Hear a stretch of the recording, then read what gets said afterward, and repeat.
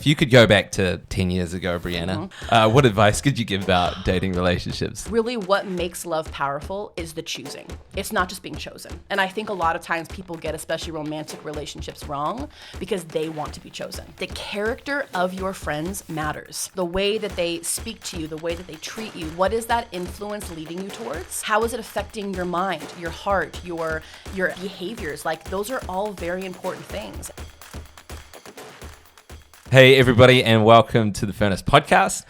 Stoked to have you guys tuning in. I'm joined in the studio today by Brianna Lokeni, an absolute legend in our YWAM Furnace community. Oh, you're kind. Thank you. How long have you been part of the furniture here at Furnace? 13 and a half years. That's wild. Yeah, so I moved here when I was 20 to do a discipleship training school and had every intention of going back to university afterwards because I was kind of coming from like a gap year type situation. Yeah.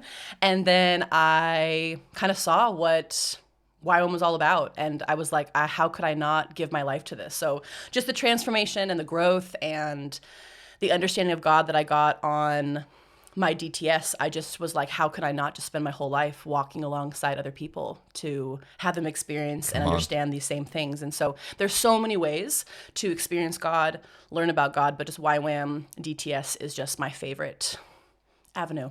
That's awesome.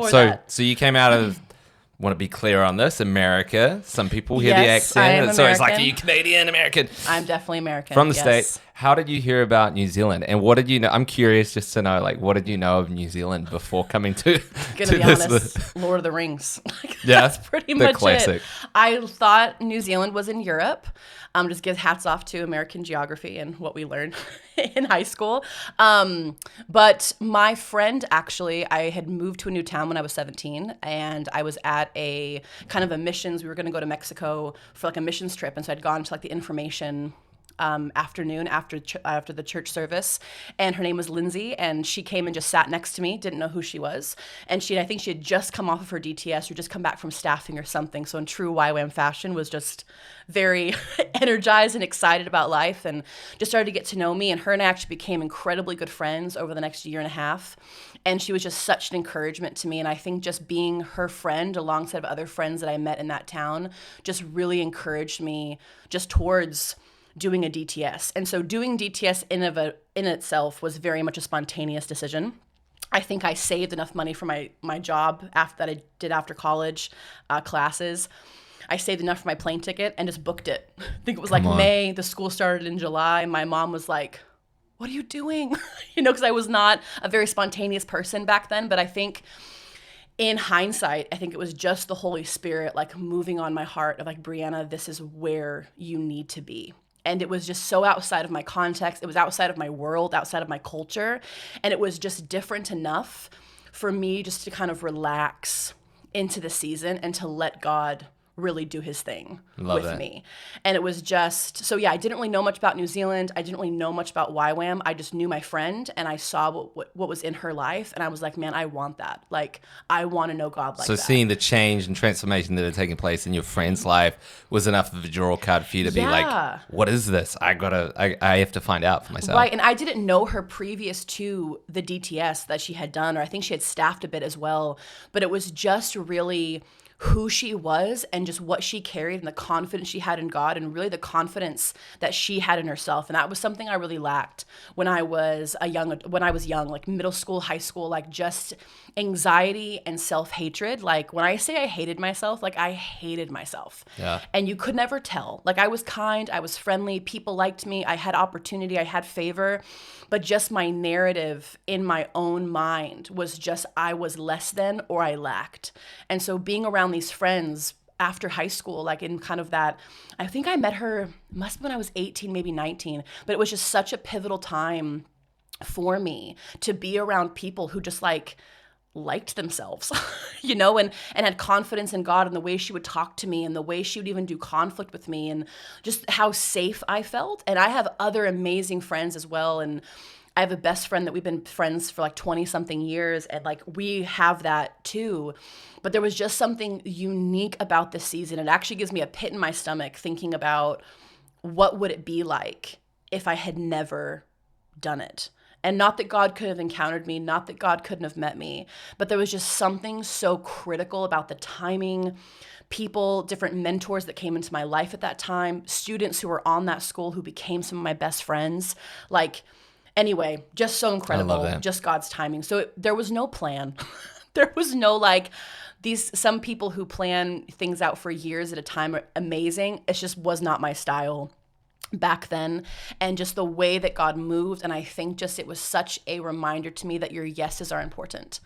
And sometimes you don't have to have all of the answers, but there was just something in me where like I knew enough, I had enough, and I just said yes. And so when I got here, I think it was week 1 of my DTS, I was like just in awe. We were doing nature and character of God. We were learning about who God was. And I was like, how come I don't know this? Like maybe I knew it, but like, why did my heart not? It was like as if all this information was being transferred into my heart and my heart was changing. And I was like, how have I sat in like youth groups and Sunday mornings and I've done all the right things? And I think that was one really big thing for me is I came to DTS so empty, like sad, depressed, full of anxiety.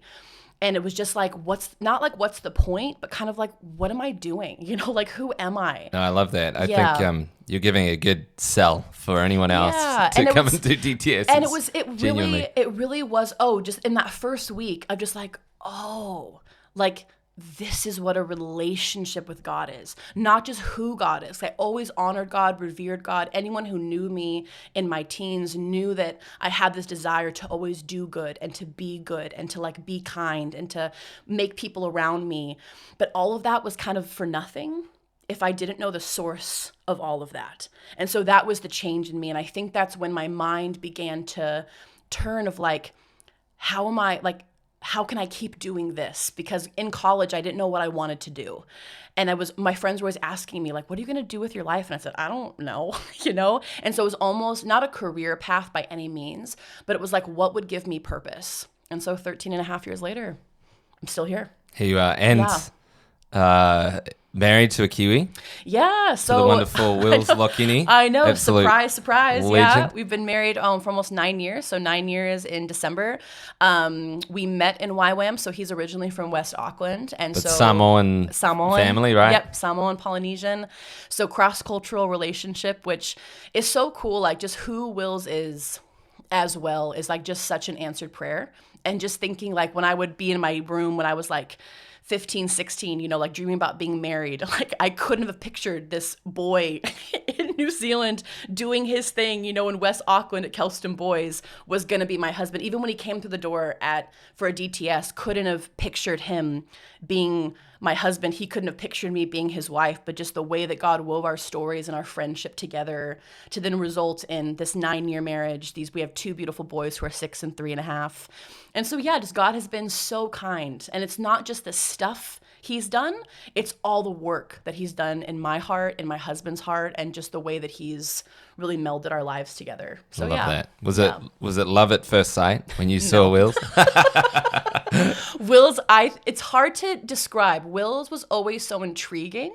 He was friends with a couple of the people that I was good friends with, like in those seasons of YWAM. But we were just so different. And I think just we are still so different. Anyone who knows us, we're such opposites. But there was just something about him. We became really good friends probably a year and a half after he'd been in our community. And there was just something so genuine and safe about who he was. And that was what I've always wanted. I was like, I wanted someone who made other people safe. I wanted to feel safe with them. I wanted someone who was genuine and kind and humble. And he literally ticks all those boxes. And so at that time of him and I being friends, I wasn't even picturing, I was picturing getting married, but I think I was in a season where I was trying to kind of die to that, desire, because it had just ruled so much of my motivations in the past. And so it was just really beautiful to become his friend and have him pursue me. And he is the one who brought up the conversation. And I originally told him no. Actually, I said, I really like being friends with you. And I had a really great friend who kind of challenged me when I got home that night. She was like, well, Brianna, would it be worthwhile, really allowing him to show you the kind of man that he is? And I was like, yeah, maybe. I was just so it was such a surprise to me. And Will's just remains a surprise to me. And just the way he pursued me, dated me, the husband he's been, the person I've become in relationship with him, I like who she is. So, yeah. Come on. Yeah. I love just watching your guys' relationship, like how you've made it work though, like being from completely different cultures. 100%. Samoan culture is about as polar opposite of American culture as you can get, right? Yes, we've both learned a lot. Yes. What would you say have been the biggest takeaway learnings from doing cross-cultural relationships, and what advice could you give to anyone thinking, oh, I want that, you know, I just think anytime you enter relationships, you have to be willing to adjust your expectations. I don't mean adjust your standards of care or safety or anything like that, but I really had to adjust my expectations. And I would say you have to do that regardless. Like both parties have to agree on kind of where you're going and what you need. If you both don't agree, you're always going to be at odds, right? And so I think with him being Polynesian and me being American alone is just very different. And so it's been a journey for both of us, especially me. I can be quite stubborn in like how I want things, because I'm like, no, this is the right way because I know it produces fruit, or because my mom and my dad did it this way, or we did it this way, or like this is what I'm used to. And I think he came with the exact same, you know, kind of stubbornness in a good way. So it's trying to find the beauty in both and trying to find, okay, what actually honors each of us. But how do we adjust our expectations to actually honor who we both are in the relationship, which honestly it's time consuming. It's hard work. It's trial and error. It's not all butterflies and rainbows and like, oh my gosh, you're the best person in the world. You know, like you are, but it's just really choosing each other. Is that then just true of any relationship? I mean, 100%. Like I'm married to a Kiwi. Yeah. She doesn't sound like a Kiwi because she grew up in a missionary school, but like, you're coming from completely different, like my family is so different from hers. And so there's those kind of cultural differences between family cultures, right? Mm-hmm. But I can't imagine that plus completely like a whole nother culture. Yeah. I mean, for me, it's been the best thing for me. I think being married to someone who's so different than me has shaped me and formed things in me that being with someone who is more similar to me would have not. And so I'm just so grateful for that. But refinement is painful. Like refinement requires humility. Like for parts of you to be shaved off and for those kind of rough edges to actually be rounded out takes a willingness. It takes time, but it takes also just real enjoyment. Like I enjoy my husband. Like he is so funny. He's hilarious. My kids have the humor and the wit that drives me insane because they're just too quick and everything's a joke. And I'm like, why can't we be serious? You know, like this is not funny. Like, why are we all laughing about this? But that has been probably the one thing I'm most grateful for my husband in is I have learned to laugh at myself. Have on my own. I love island humor, man. And just like hanging out with Wills, it chills me out. Oh my gosh, it has to, right? Like he's honestly just the best. And he's always down for a laugh, but he's so sincere. He's so kind. And the one thing about Wills is he will never joke about you. He will always joke with you. And then he'll drop like in the midst of that, he'll just drop the like deepest wisdom bombs that you've ever heard in your life. You're like, Wills, you've been waiting. What, we're 20 minutes into the conversation, you waited 20 minutes to tell us that, like, to drop that, and it just shifts the atmosphere in the conversation. And his response is like, oh, really? Like, it's just, his humility is insane. So 100%. I think just that's also part of relationships, though, and talking about him. It's learning the person you're with and learning to appreciate what makes them them, because they're not you. I think a key to any healthy friendship, relationship, working relationship is the other person across from you is not you. And you can't try to make them into you. So it's really learning the other person and learning what makes them tick, learning what makes them, what they enjoy, learning what makes them them, and choosing them. We had this beautiful woman tell us we were engaged and we're about to get married, and we had a lot of things came up during our engagement that really refined us and kind of taught us a lot about each other. And I'm really grateful that it was then and not like a couple of years into being married, because we really had to choose each other, and all of that was being kind of unearthed and things we were working through. But she said to both of us, we were at breakfast and she was at the restaurant as well. And she just said, guys, you choose your love and you love your choice. And that's what carries you. Can you say that one more time? Yeah. You choose your love and you love your choice. So I don't know if that's something she made up or someone else has said that in the past, but it was just so beautiful. We actually had it written on this beautiful kind of board at our wedding, and we had it in our house for ages until. So what does that mean for you guys? So choose your love. So you choose the person. It's like I choose Wills. Wills chooses me, and then each and every day we learn to love our choice, to appreciate the person we've chosen, to learn the person we've chosen, to be in whatever season they're in alongside of them. But really, what makes love powerful is the choosing. It's not just being chosen. And I think a lot of times people get, especially romantic relationships, wrong because they want to be chosen. Oof. They want to be served. They want someone to know them. But the flip side of that is, are you putting as much effort into the other person? Both people actually want to be known, pursued, appreciated, valued, seen, adored. Like, though we all receive it differently, but it needs to always be a two-way street. It's like a human intrinsic value, and that's where like the beauty of our relationship with the Lord is that he was the one who pursued us. Like that scripture, Absolutely. We love because he first loved us. Right. I think that's just so true how that ties into, all of the human pursuit, right? Absolutely. So let's break this down. Now we're in it. We're already in it. Cool. You've launched us. Cool. Maybe while we're on the theme of like dating relationships, before we move into all the different ins and outs of relationships in general, what would be, I don't know, if you could go back to 10 years ago, Brianna, 13 years ago, and give yourself any piece of like dating advice or relationship advice. Yeah.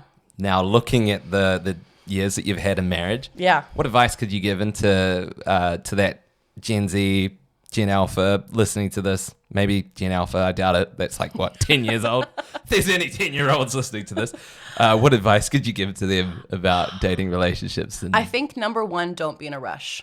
I think a lot of times we look to relationships, and I look to relationships in my teens, in my 20s, as an indicator of my worth. Like, if you liked me, if you wanted to be with me, that must mean that I'm something. And if you don't like me, if you don't want to be with me, then I'm nothing. And so as long as somebody else is required for your assurance of your value, it's just not going to go very well. So like you're giving them too much permission to like speak into your identity. It's permission, but it's also just, it's not their job. Yeah. Like, it's not their job to tell you who you are. Like, other people's voices should be an echo of what you already know. Yeah. So like with Wills, the season that I was in when I started to date Wills, I was so grateful because I already had a confidence in who I was, and the way that he was with me, especially in those early days, just reminded me. It didn't tell me. It reminded me of who I was. But if there was ever a time where things weren't going well, it didn't somehow take away who I was. Does that make sense? 100%. And I think sometimes we're in this rush to be in relationships, especially in our teen years, and I would say early adults, sometimes even into our later years, just kind of depends, of just, man, you tell me who I am. And I don't think we know that we're doing that. It can be quite vulnerable, like, to admit that. Do you think that is the key, like what you, like dating with Wills, how God spoke to you and kind of took you through that journey of not getting your value from Wills or from your marriage, from that relationship? Do you think that coming to realize the Lord with you in that place, is that what you would say was part of that journey for you? 100%. I think there was just this desire in my heart to be sure. Like, I wanted assurance. Like, I wanted to know that I was valuable. I wanted to know that I was worth it. I wanted to know that I was enjoyed. I wanted to know that in a room of people that there was something significant and valuable about me. And to be fair, I looked at friendships and opportunities and different things, especially the desire for like a romantic interest in me, to somehow confirm, oh yeah, no, Brianna, absolutely. But it actually is what God says about me and the way he met me in that pain, the way that he unpacked memories and things that had been said to me, and maybe ways I had been rejected and ways I had been overlooked. And he was like, Brianna, I see you. Like, no, this is who I say you are. And then it began to change the way that I saw the world, began to change the way I saw myself. And my self-hatred didn't go away in a day. My self-hatred began to become less and less and less and less because the way I thought about things changed. Because of what I entertained, those things changed. So it actually helped me show up better in dating Wills at 24 than I would have shown up dating him at like 21 or 20. I love that. And it wasn't, and like, time does not mature us, our choices do. So I didn't just somehow become more able to date well because I was 24 versus 20. I began to make different choices because I had a different source of truth than what my experiences had said to me. That's awesome. And then that plays not just into dating relationships, it ties into all relationships, right? The kind of friend you are is also going to pretty much indicate the kind of romantic partner you are in the future and the kind of parent you are in the future. Like everything you have access to right now is forming and shaping something for your life. And I would say friendship is just so key. Like you need friends after you get married. Like you need friends after you have kids. Like your family, like your husband or your wife and your kids don't just become your end all be all. Like you still need friendship. Come on. Can you talk to us about like finding friendships? Because I know in this generation, like it's so different from what even like I know that like online gaming that was like just coming in at the end of like my years in high school. Now that's like kind of the be all end all. Like if you want to get with your mates, like you jump on your screen and you're there with them online. Like it used to be they come over to your house and you maybe if you wanted to, you go out and have a LAN party, right? Where you connect up all your different devices. Gosh, LAN parties, I forgot about Man, that was like, this is dating us right here in this room. Someone's like, what's that? They're like trying to. Yeah. Ancient of days. Excuse me while I blow the dust off my hands. Like, honestly. LAN parties, that's crazy. But, talk to us. Like, how do you find good friendships? Yeah. Like, I would say. Outside of social media, just that. Totally. I mean, you can give some tools around. I think social media is such an incredible gift because of just the access you have to people. So if we're talking the positives of it, I just think you get to maybe meet and be influenced by an array of people that you wouldn't otherwise have access to because they're other parts of the world or other parts of maybe the country you live in. So I think there's a beauty in having those different influences depending on what they are, obviously. But we are designed for like face-to-face interaction with people. And it's not to say that every friend needs to be perfect, but the character of your friends matters. Because the way that they speak to you, the way that they treat you, the activities that you do, like there needs to be something, like what's it creating? Like what is that influence leading you towards?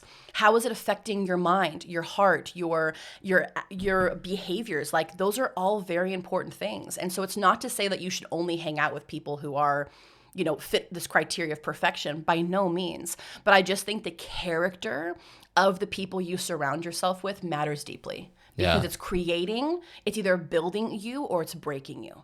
So if you have a friendship that's just breaking you, number one, for a friendship to go south, it takes two to tango. But who you surround yourself with is more often than not your decision. And so whoever you're side by side with, they're leading you somewhere or you're leading them somewhere. Where is that? And that has to come down to ownership. Like, when it comes to friendship, you have to decide, okay, what is this relationship producing? And is it producing what I want in my life? That's so good. I've heard Craig Groeschel say it and others say it as well. I don't know if it's his original, but you are the common denominator of your 5 closest friends. Do you think that that's true? So like if your 5 closest buddies around you are all lazy and unfit, it's probably more likely, chances are higher that you're going to be lazy and unfit because you're going to fall to that denominator versus if you have friends that are all fitness junkies and into David Goggins and out running and doing all of that. You're going to be kind of lifted up to that level following in their example. Do you think that's true? Like, or is that I think exaggerated? It is. No, I in my adulthood, I can see that massively. I think the people you are with consistently very much affect the way you see yourself, the way you see the world, the way that your emotions are, the way that your, maybe even like your health, in all aspects. It is affected greatly. And so I would say I agree. It doesn't mean that you can't have like a rogue friend here or there, because like maybe there's just like history with them or there's just like a real deep love for them and maybe they're not setting a standard for you, but they're still, you love them, so I think there's still room. But I would just say that the people you surround yourself with, I would agree, definitely cultivate things in you. So with that, a question I often, or a journey that I've been through with a lot of people who come through to our discipleship training schools, I'm mentoring them, you see them go home afterward. Or I've seen kids when we were back in our youth pastoring days, you'd see them get saved and then they go back to school on Monday and they're around their mates who are pulling them toward drugs or pulling them toward porn or pulling them toward negative influence. What encouragements could you give to those ones? So it's like, these people are my genuine buddies and they genuinely, we gel really well. Yeah. And in many ways, they've got my back. Yeah. But in many ways, they're also the biggest stumbling block in Yeah. my path to following the Lord. Like, they're not following Christ. And in Yeah. fact, they're trying to stop me following Christ because it Right. makes them look bad or whatever. Totally. I think that, man, it can be really lonely. So I think there was something that really marked my teen years, and it was loneliness. It wasn't I didn't have friends, but I didn't do what my friends did. Like, I didn't party, I didn't drink, I didn't have sex, I didn't do drugs. Like, and not that I didn't have very many friends around me who did drugs, but there was a lot of like just different aspects of, trying to find themselves, rebellion, like just kind of trying to grow up really fast. And there was just something in me where I was like, man, that's just not what I want to do. And sometimes choosing that path can feel very lonely, and it can be like, man, what's the point? But I'm here to tell you, there is such you are protecting yourself. You're putting boundaries in place in your life that are actually contributing to your flourishing. And there's going to be a lot of different opinions around this, so I can only speak from my experience. But I am just someone who, in my teens, I would say 95% of the time went the opposite direction of the crowd. And where there was a loneliness in there, there was something in me being like, but if I go that direction, that's not going to produce anything either. Like, I just had to decide, what do I want to produce in my life? And I was blessed to come from a family that did set high standards for me, that, really did expect a lot from me, but in a really good way. Like, it was a family that I felt very protected and led by. And I know that's not everybody's situation, but I just think that you decide. I think there's no age to that. Like, oh, when I'm 20, then it will matter. It matters now. If you're 15, 16, 17, if you're 20 years old, what you do now affects you 10 years from now. That's just the reality. And I think I always had, and I think futuristic must be one of my strengths in some form or fashion. But I would always think, man, like, who do I want to be? Like, when I'm in my 20s, like, do I want to carry this addiction with me? Do I want to carry these decisions with me? And I just said, no, I don't. It was kind of just a full stop. Like, I don't.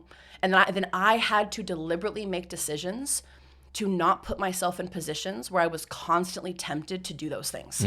Does that make sense? So you're kind of pre-deciding, you're setting a roadmap for yourself, saying, in 10 years' time, this is the kind of person I want to be, a person of kindness, a person of humility. I want to follow, integrity, love the Lord, more than I do today. Yeah. And these are the steps I need to take to put in place. What encouragements could you give to how someone can go about doing that? Like, someone in their, I don't know, say they're 18, like, I don't know the kind of person I want to be. Like, I think sometimes it's also just what you don't want.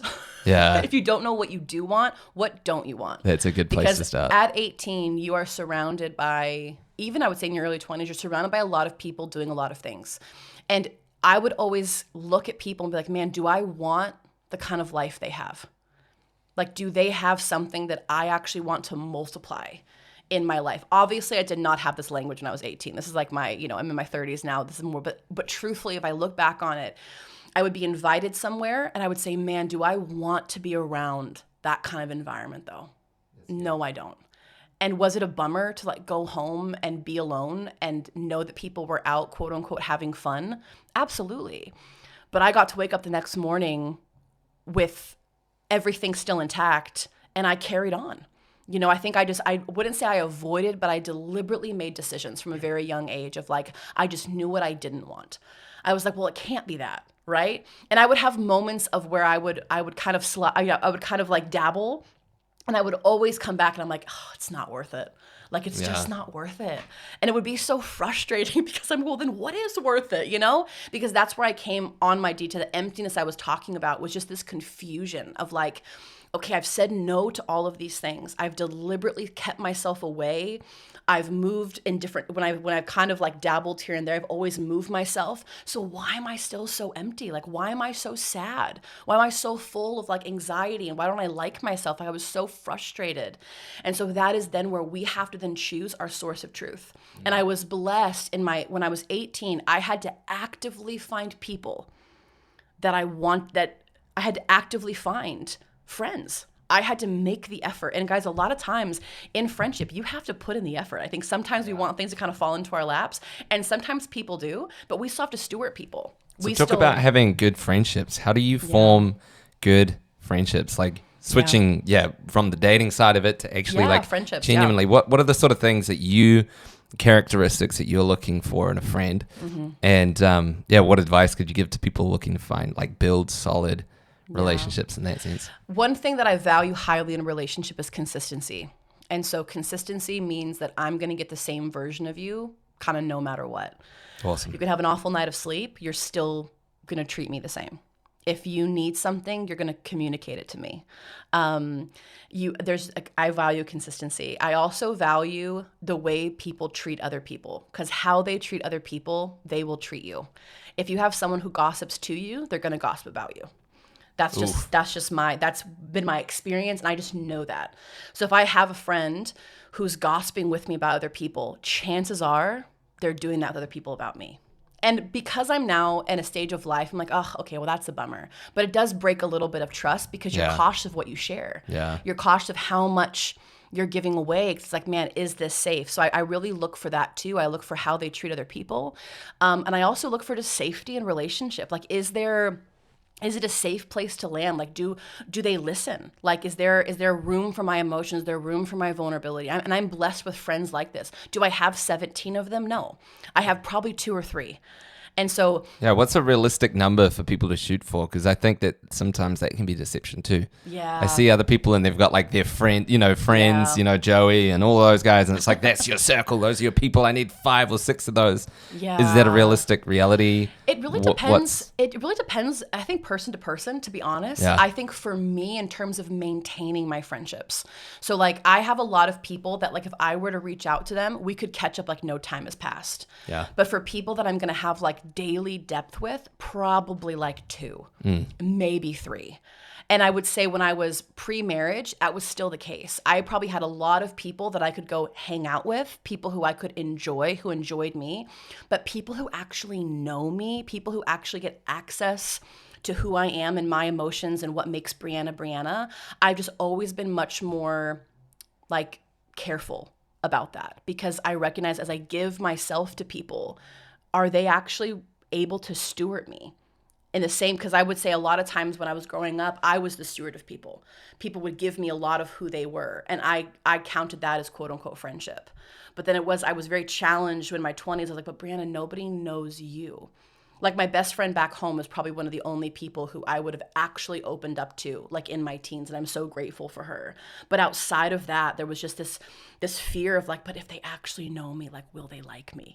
If they actually knew what I thought, they actually knew my opinion, will they still like me how they like me? And sometimes it's a silly fear, but it can be a really real fear. And so I would say in terms of depth with people, like, who actually knows you, who actually has access to who you are. And I think having a couple of people is really healthy, because when you only have one, it can lead to this real kind of like dependence on each other, which I think it's good to be, like dependable, but to only have one person speaking into your life, you're then only getting one vantage point, one narrative, where if you have a couple of different people, you kind of have a wider scope. So anyway, that's just No, I love that. I think we can go so deep in all these different things, but I mean, I tend to pride myself on being a fairly vulnerable person, and sometimes to my own detriment. When you talk about like safety with people, how do you find that, and what advice could you give around like being vulnerable yet not putting yourself out there so much that now they've got people with ill intent can have opportunity to hurt you? It's so tough. I would say it's very much a risk. I think every relationship is a risk. So when you put yourself out there with somebody, you have to decide, do you like how they're stewarding that information about you? Do you like how they're stewarding that vulnerability? So I don't think that someone is going to really show you they're safe until you give them an opportunity to be safe. Okay. But at the same time, I think we need to have a sense of self and a sense of like value so that we can decide, is that how I want to be stewarded? Yeah. Because I would say for myself, when I lacked that, I let anybody do anything. I was like, maybe I need to change what I'm, it became so much like one-sided, Whereas I've grown up and I've really matured, I'm like, oh, that's not how I want to be stewarded. Right. And so I would say you have to give someone the opportunity, but then you actually have to decide, is this person actually safe? Because not everybody's safe. Yeah. And I used to feel really bad saying that because I'm a big optimist and I want to believe the best in people, but people show you who they are. You have to believe them. And a lot of times if you want to see, is it worth giving someone an opportunity, see how they treat other people. Watch That's a them. good way. Yeah. See how they steward other relationships. See how people feel when they're around them, you know? And I would say people are so complicated. Like we're such layered individuals. And so I don't think it's a one size fits all, but I think it just requires time. It requires actual proximity to somebody. So kind of going back to the whole idea of social media, I think that friendships can be formed, maybe cultivated in a place where maybe you kind of know about each other, but it's really that time spent and it's being face to face, actually in proximity to each other, that then gives way for that emotional intimacy that emotional depth with somebody. Yeah. That's awesome. Yeah.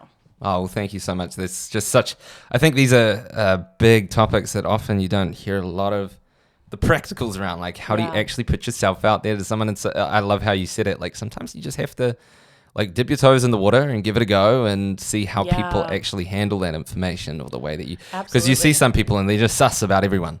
Well, exactly. You can't just, if you go in skeptical, you're going to remain skeptical. I would say go in, something that we say often, especially in groups where people come from a place where they've been hurt, or, you know, I would say sometimes relationships, you can be very kind of like triggered by people, whether they're actually doing something to you or not. Maybe they remind you of someone or something like that. I think I always enter any new environment saying, but these are not the same people who hurt me back there. Yeah. And I need to give you an opportunity to show me who you are. Because just being suspect about everybody, just being, you know, everyone's a problem before they're actually a problem, it's just going to lead to isolation and then everyone kind of proving you right. But I would also say that we have to also acknowledge what we're bringing into relationship. Because like who you are is completely up to you. And you are the only person you have control of in any relationship that you're in. You have influence over your choices, over your agreements, all of that. That's actually on you. And that's what you're bringing into relationship with people. And so I think for me, when I'm meeting new people, I'm just like, man, I'm going to give this my best. I'm going to show them who I am. I'm a little bit more reserved when it comes to how much information I give myself about people, but I'm open. I ask questions. I joke around. I'm very much myself. And I just kind of see, hey, is this going to like, are you interested in friendship too? Are you not? And just really letting it go the way that it's a little bit of a dance, isn't it? You're kind of letting out a little bit. How's it received? And then, they're taking the bait on that one. Yeah. Well, yeah. It's funny, isn't it? You see people who are like super sus about everyone, and then you see ones who are like vulnerable to everyone. Like I look at my children and the stuff that my son will like say to like a total stranger. Like my dad, I'm like, sometimes this gives you the fear of the Lord, right? As a parent, it's like, my dad did this, or my dad said that.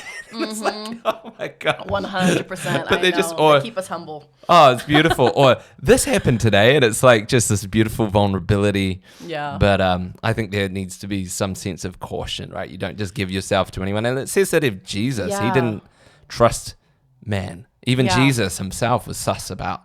Like the Pharisees, he withheld himself fully from giving himself completely, whereas he gave a lot more of himself to his disciples who were in his trusted open circle. And then even then he had his 3 closest disciples, and then even within that he had John, who it says was his beloved. So there's certain layers that even you see in like the way that Jesus interacted with humans. Allow your relationships to be layered, and you're going to have different depth with different people.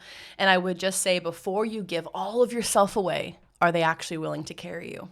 Because I think a lot of times we get hurt because, and this has been a big journey in my life, is I would give so much of myself to people, and then I would be shocked when they like dropped me. And I'm like, well, they suck. Like, what an awful friend.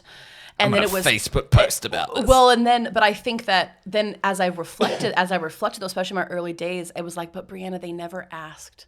They never gave you any indication that they were going to steward you. And so it's been really helpful for me to find, and that's where that dance is, like how much, okay, cool, I'm going to give a little bit more. And this is my journey. This is my personal process. It's not how you should do it. But it's like, man, how much of me do you actually want to carry? And I can't expect everyone to carry me. Totally. I think this is where emotional boundaries come in. Boundaries are not meant to keep people out. It's meant to keep what's inside safe. Yeah. Boundaries are created in relationships for flourishing. That's good. So if I have an emotional boundary with somebody, it's so that our relationship can flourish, so it can actually be what it needs to be. These are such nuanced conversations, because I think if you actually took this principle, you'd have to apply it to each situation for sure. But I would just say, like, we need to have those boundaries, though. We need to have physical boundaries, emotional boundaries, intellectual boundaries, even spiritual boundaries. I think sometimes with Christians, we get a little bit too, like, we're sharing everything with everybody. And but do they need to know that? Like, is that something that you need to share right now with this person? Do I think you should hold it all in? No. But who are you sharing with, and why are you sharing it? It's just a really good question to ask yourself in any interaction. There's even things now. I'm married. I have children. I can't share everything with everybody about that. Like, it's not appropriate. No. There are some things that me and my husband navigate that I need to share with select people because of the influence they're going to have over me, knowing that information. But I think relationships are key to life. So don't hear what I'm not saying. Like, there needs to be people who are trusted people in every aspect of life, where you are getting wisdom, you are getting insight, you are getting encouragement, and you are known in those areas. But choosing who those people are incredibly important. Come on. Yeah. With the last few minutes that we have together, could you tell us what are some healthy boundaries that you've found to be helpful in your own life and that you've witnessed in other people's lives for exactly that purpose? Yeah. Boundaries that protect, and at what point, kind of just, again, sorry to not give you a whole lot of time to answer, but it's okay. At what point do those boundaries tick over into becoming barriers? Yeah. Preventing you from going deep in relationship. Totally. I think it's really, boundaries and barriers are kind of the same thing, right? It's just the perspective you have of them. So if you think like a fence around a property, it's designed to kind of keep things out, but it's all about why. So why are we keeping those things out? So if you keep that in the forefront of the question, like, why don't I want to do this? Why don't I want to share this?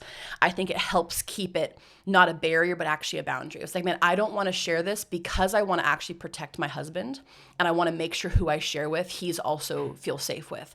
I'm not going to share this because if I share this with this person about this person, that might change their view of who that person is, and it's just not worth it to me. That's not the point. So it's not a barrier. Is then when, like, I'm just not going to share this, but why? That beautiful question of why. I think we have to take time to challenge ourselves with those whys, because a boundary and a barrier are actually the exact same thing. It's just a different perspective of it. And so I think that would be kind of my thoughts around that. Man, that's so good. Yeah. I so appreciate this conversation, Brianna. Was there any last thoughts you wanted to share before we wrap up? I think just that God designed us for relationship, and you are worth being in relationship with. And in all the ways that you are growing, there can be people side by side with you in your growth. You are never going to be a completed work. You're never going to arrive in all of the things you want to grow in. You're never going to become this perfect whatever you want to be. And I think allowing yourself to be a work in progress, as long as you are moving forward, choose people to be around you who are going to move forward with you. Come on. That you are valuable, you are worthwhile, you are enjoyable, regardless of what you might think about yourself, whether people have said about you, because you were fearfully and wonderfully made. Like, if God is who he says he is, what I believe that he is, it means that you are unique and you are needed and you are worthwhile. And there are people around in whatever vicinity you're in that can be those people for you. You don't have to change states, change countries. You have to go somewhere new. Remember, you carry yourself wherever you go. But he has designed you. He has designed you specifically, and he's designed you with purpose. And so you're worth it. And so just really praying just for you, every listener, that would just be something that God continues to cultivate in your heart, and he would continue to open your eyes to people around you who can be on that journey with you. Yeah. So good, Brianna. Well, I appreciate just your realness and vulnerability. I think, like you say, these are nuanced conversations that you don't often sit down with someone. So how do you actually make good friends? Like, it's not something that's really taught. It's not part of our curriculum in schools, like how to make friends 101. But this is the reality. I was thinking about this the other day. You can have all the qualifications in the world. You can have a master's degree in this, that, and the other. But if you don't have, like, EQ, like relational intelligence, no one's going to want to hire you. Yeah. Maybe you might get hired, but you might not last in the environment, or certainly people won't enjoy You'll be you. good at your job and people won't like you who work with you. Or It's like the highest, I think, form of intelligence, if from my perspective at least, is to have emotional intelligence and to actually be able to be someone that people like being around. And so it's just important, I think, to unpack kind of these things and pop some of the myths around actually like just forming relationships, friendships, and I just appreciate you just being so real to be able to take the time and sit down and unpack some of those things and just share your journey and share with integrity and vulnerability as well. So hope this has been encouraging to you guys listening. And until next time, don't forget to subscribe and click the button either on YouTube, whatever you're tuning in from, and share this content around as well, because honestly, that's how it's going to continue to bless people. So thank you so much, Brianna. In the meantime, thanks guys for joining us, and we'll see you in the next conversation. Ka kite.